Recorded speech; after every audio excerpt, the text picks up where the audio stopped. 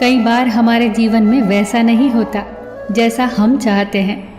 हमारी इच्छा के विरुद्ध चीज़ें हो जाती हैं, पर समय बीतने के साथ हमें ये एहसास होने लगता है कि जो बात हमें उस वक्त सही नहीं लग रही थी, उसी बात के लिए आज हम ईश्वर का धन्यवाद दे रहे होते हैं।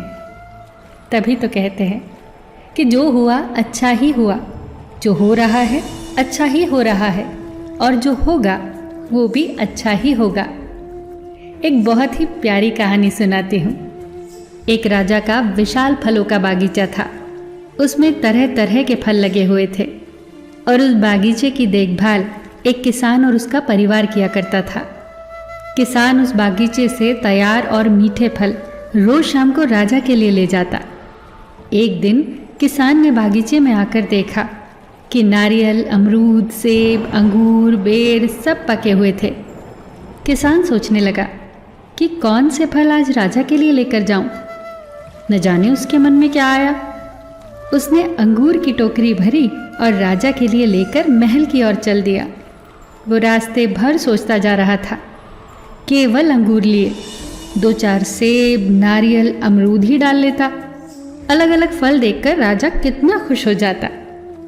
सोचते सोचते वो महल के बाहर पहुंच गया।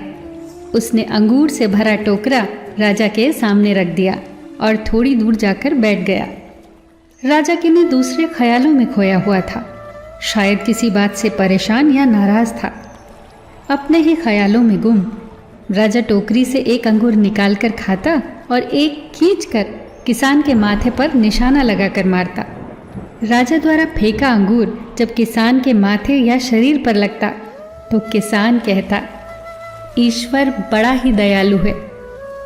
राजा फिर एक अंगूर किसान की तरफ फेंककर जोर से मारता और जब वो किसान को पड़ता तो किसान फिर कहता, ईश्वर बड़ा ही दयालु है। थोड़ी देर बाद राजा को अपनी गलती का एहसास हुआ। वो सोचने लगा, मैं किसान के साथ कितना बुरा बर्ताव कर रहा हूँ और प्रत्युत्तर क्या आ रहा है। राजा ने किसान से पूछा, मैं बार बार अंगूर फेंककर तुम पर मार रहा हूँ और तुम्हें लग भी रहे हैं, फिर भी तुम कह रहे हो ईश्वर बड़ा ही दयालु है। किसान ने बड़े भोलेपन से उत्तर दिया, महाराज, बागान में नारियल, सेब, अमरूद, बेर ये सब तैयार थे, पर मैं अंगूर लाया।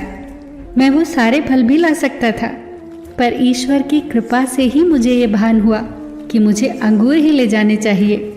मैं ईश्वर का धन्यवाद देता हूँ, क्योंकि अगर मैं दूसरे फल लाता और इसी तरह आप मुझे जोर से मारते तो मेरा क्या हाल होता। सच में महाराज, ईश्वर बड़ा ही दयालु है।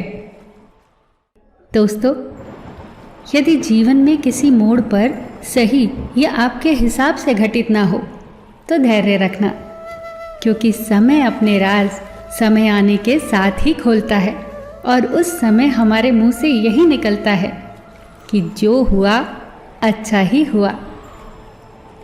फिर मिलेंगे दोस्तों अगली वीडियो के साथ। तब तक के लिए अपना ख्याल रखना और हमेशा मुस्कुराते रहना।